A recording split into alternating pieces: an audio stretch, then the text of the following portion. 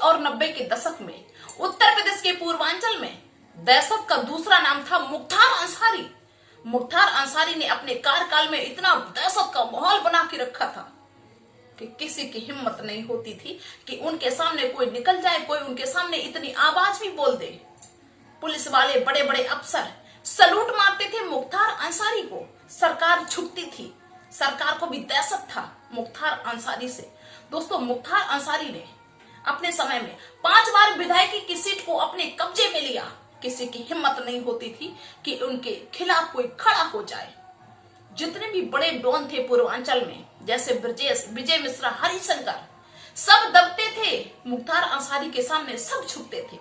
ऐसे डॉन का 28 मार्च 2024 को अटैक पड़ने से बांदा के अस्पताल में मौत हो गई।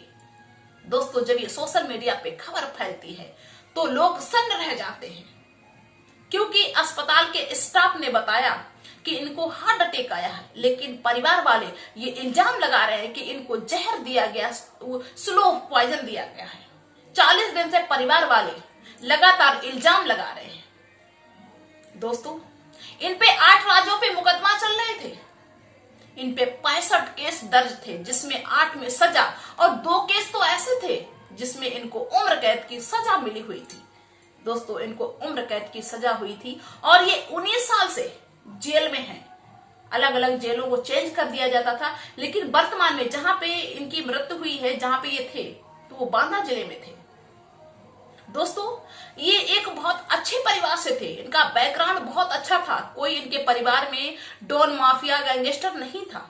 बहुत अच्छी फैमिली से बिलोंग करते हैं, लेकिन ये गैंगस्टर क्यों बन गए, इसके पीछे कोई ना कोई वजह जरूर होगी। और दोस्तों, हमेशा याद रखना कि जो गलत रास्ता होता है वो गलत ही होता है। काफी लोग ये सोचते हैं कि भैया जो डॉन है, गैंगस्टर है, उनको दुनिया सलाम करती, सलूट मारते लोग, इनकी जिंदगी बहुत अच्छी होती है।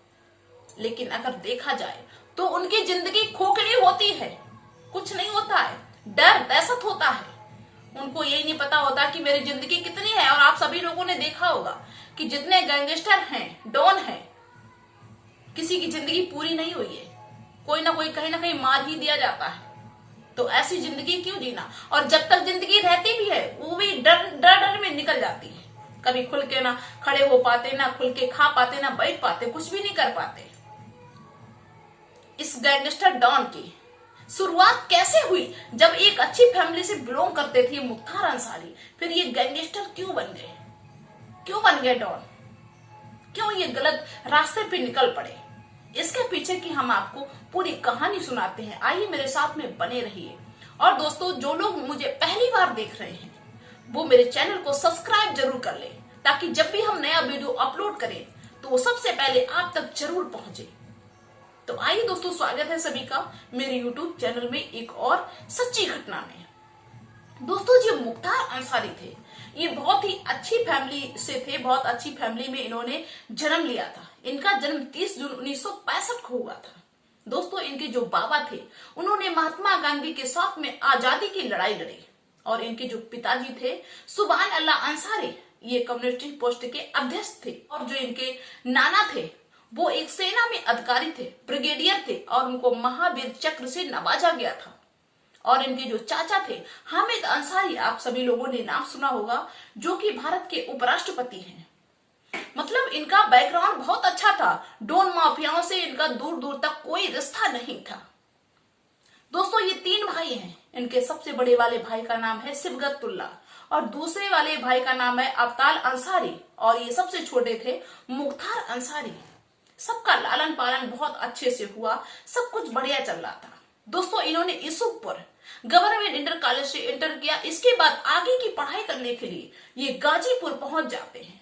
दोस्तों, गाजीपुर में ये पढ़ाई करते हैं। इसके बाद में साधु सिंह नाम के व्यक्ति से ये मिलते हैं। दोस्तों, साधु सिंह नाम के व्यक्ति से इनकी बहुत अच्छी खासी दोस्ती हो जाती है और वो धीरे धीरे एक ऐसे समुदाय में जाने लगे जहां पे तरह तरह के लोग आते थे, तरह तरह के समुदाय के लोग आते थे। दोस्तों, इनके गैंगस्टर डॉन की जो भी कहानी है सारी की सारी यहीं से शुरू हो जाती है। जब ये अपने घर से निकल आते हैं और बाहर रहने लगते हैं, बाहर लोगों से इनकी दोस्ती होती, तरह तरह के लोग इनको मिलते हैं, यहीं से इनकी शुरुआत हो जाती है। इनको धीरे धीरे अच्छा लगने लगता है कि किसी को डराओ धमकाओ, कोई डरे तो किसी को धमकाओ, किसी को डर लगे तो बहुत अच्छा लगने लगा। यहीं से इनकी शुरुआत हो जाती। दोस्तों कहा नहीं जाता है कि कोई कितने भी अच्छे बैकग्राउंड से, कोई कितने भी अच्छे घर से हो, लेकिन अगर गलत संगत में पड़ गया तो वो फिर गलत रास्ते पे ही निकल जाएगा, उसको पता ही नहीं चलेगा। क्योंकि जो गलत रास्ते पे जाता है ना, उसको ये लगता ही नहीं कि हम गलत रास्ते पे जा रहे हैं, उसको तो ऐसा लगता है कि बहुत बढ़िया जिंदगी है मेरी, बहुत अच्छी जगह पे हम जा रहे हैं। और ये गलत रास्ता जो होता है ना दोस्तों, ये ऐसा होता है कि हाँ एक बार आप चले तो गए, लेकिन दोबारा लौटना बड़ा मुश्किल हो जाएगा। एक गलती को सुधारने के लिए लोग हजारों गलतियां करते चले जाते हैं और एक तरह के दलदल में फंसते हुए चले जाते हैं। दोस्तों क्या होता है कि यहीं से इनके गैंगस्टर की शुरुआत हो गई। ये धीरे धीरे ऐसे लोगों के साथ में रहने लगे, ऐसा गैंग बना लिया जो लोगों को डराने लगा, धमकाने लगा।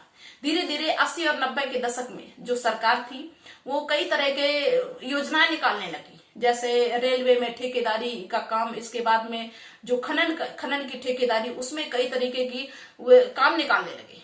तो ये लगातार प्रयास करने लगे कि इसमें मुझे ठेकेदारी का काम मिल जाए। और भी जो वहां लोग थे वो भी प्रयास करने लगे। वहां पे एक त्रिभुवन नाम के व्यक्ति थे जो भी, वो भी शायद थोड़ी बहुत माफिया डॉन तरीके के थे, वो भी कोशिश करते थे कि मुझे मिल जाए ठेकेदारी, मुझे मिल जाए। दोस्तों इनकी मुख्तार अंसारी की और त्रिभुवन की धीरे धीरे मतलब नफरत होने लगी, लड़ाई झगड़ा होने लगा इन दोनों में। दोस्तों तभी यहाँ पे एक घटना घटित होती है। एक ब्रजेश नाम के व्यक्ति हैं जिनके पिताजी सिंचाई विभाग में हैं। उनके पिताजी की निर्मम हत्या कर दी जाती है। ब्रजेश बहुत दुखी होते हैं, रोते हैं, चिल्लाते हैं और अपने पिताजी को मुखाग्नि देते हैं और उस चिता के सामने ही ये प्रण करते हैं कि पिताजी मेरी जिंदगी का सिर्फ एक ही मकसद है कि जिसने तुमको मारा है उसके पूरे वंश को हानि कर देंगे, उसके वंश में कोई मतलब रखेंगे ही नहीं। दोस्तों ब्रजेश अपने पिता को जला के पूरी जो क्रियाक्रम होता है उसे करके घर से फरार हो जाते हैं और ऐसे लोगों से मिलने लगते हैं जो डॉन, माफिया, गैंगस्टर जो भी होते हैं उनसे मिलने लगते हैं। दोस्तों क्या होता है कि जो त्रिभुवन नाम के व्यक्ति थे इनसे ब्रजेश मिलते हैं। ब्रजेश और त्रिभुवन एक साथ हो जाते, एक गैंग बना लेते हैं। और जो त्रिभुवन थे इनकी मुख्तार अंसारी से दुश्मनी चल रही थी। सारी दोस्तों कहानी यहीं पे शुरू होती है, यहीं से पासा पलट जाता है।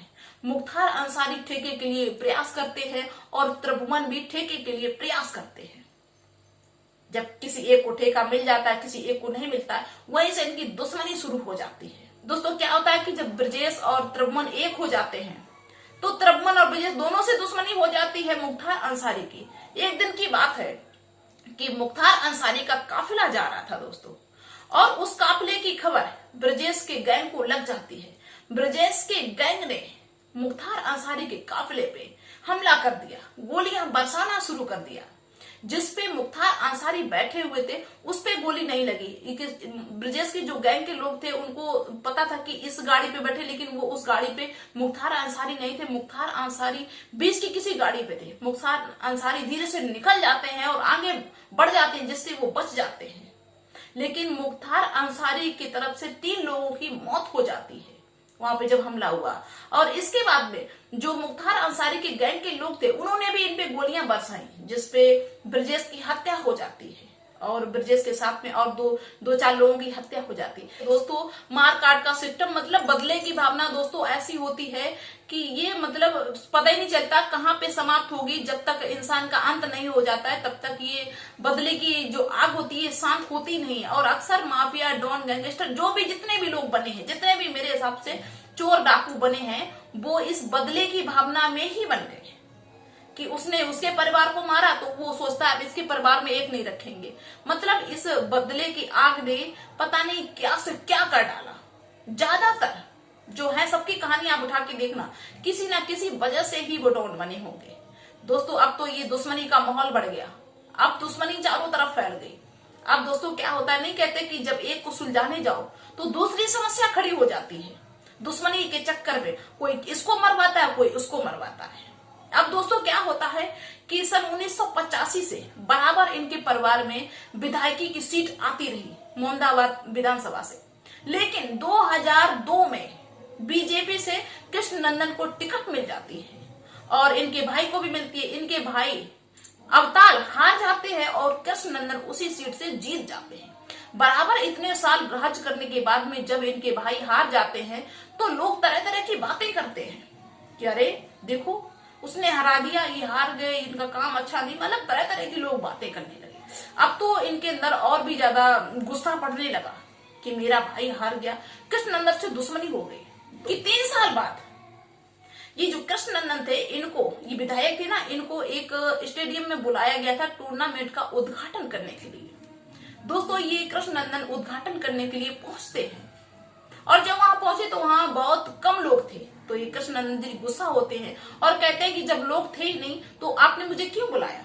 दोस्तों वहां पे जो लोग मौजूद थे वो कहते हैं कि सर हम आपको देखना चाहते थे, आपसे मिलना चाहते थे, लेकिन किसी कारणवश ये टूर्नामेंट तो आज कैंसिल हो गया, लेकिन मैंने आपको देख लिया, मुझे बहुत अच्छा लगा।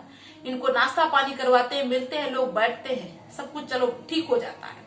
ये जो कृष्णनंदन थे इनके साथ में 7 लोग थे। दोस्तों क्या होता है कि ये कृष्णनंदन वहां से निकल लेते हैं और ये रास्ते में पहुंचते हैं, तभी सड़क पे एक सामने से गाड़ी आती है और ये कृष्णनंदन अपने ड्राइवर से कहते हैं कि गाड़ी साइड में लगा लो, इस गाड़ी को निकल जाने दो। दोस्तों लेकिन जो वो गाड़ी वाला था सामने वाला, उसने गाड़ी साइड से निकाली नहीं, इन्होंने अपनी गाड़ी साइड में कर ली, लेकिन उसने निकाली नहीं, उसने इनके ठीक सामने गाड़ी लगा दी अपनी।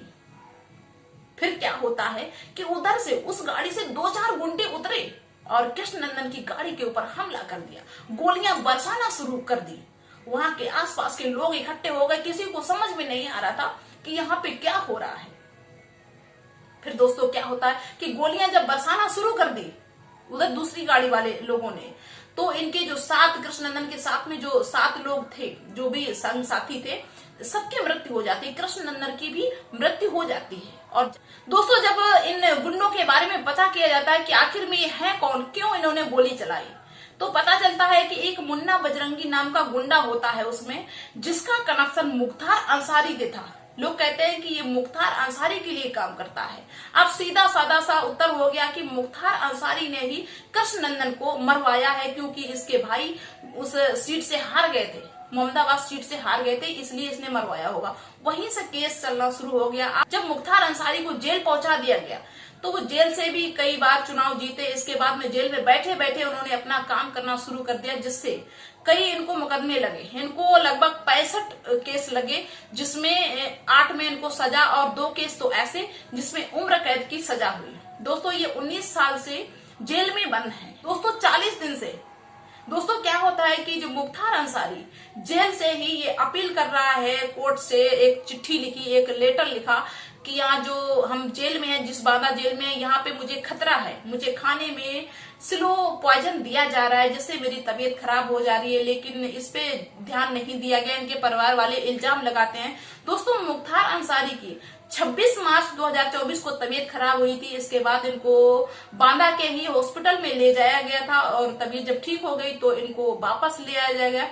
दोस्तों क्या होता है कि 28 मार्च 2024 को मुख्तार अंसारी की फिर से तबीयत खराब हो जाती है, जिससे इनको बांदा के अस्पताल में भर्ती कराया जाता है और उसी रात को 8 बजे इनकी मौत हो जाती है। तो दोस्तों सोशल मीडिया पे, अखबारों में, सब जगह ये खबर फैल जाती है कि माफिया डॉन मुख्तार अंसारी का हार्ट अटैक से निधन हो गया है, लेकिन इनके परिवार वाले ये इन पे इल्जाम लगा रहे हैं कि नहीं, इनको जहर दिया गया है। काफी दिनों से मेरे पिताजी परेशान, इनके जो लड़के हैं उमर अंसारी और अब्बास अंसारी, ये लगातार मतलब ये इल्जाम लगा रहे हैं कि मेरे पिताजी को जहर दिया गया, जबकि उनके पोस्टमार्टम रिपोर्ट में ये आया है कि इनको हार्ट अटैक से मौत हुई। अब आगे क्या होता है वो हम आपको जरूर बताएंगे। और दोस्तों सावधान रहना, सतर्क रहना। इस घटना को सुनाने का मेरा एक ही उद्देश्य था कि भाई गलत रास्ते पे मत जाओ। गलत रास्ते पे बेशक तुम्हारे पास पैसा है, लोग हैं, गुंडे आगे पीछे चल रहे हैं, लेकिन उसमें बस दहशत की डरने वाली जिंदगी है, उसमें कुछ नहीं रखा है।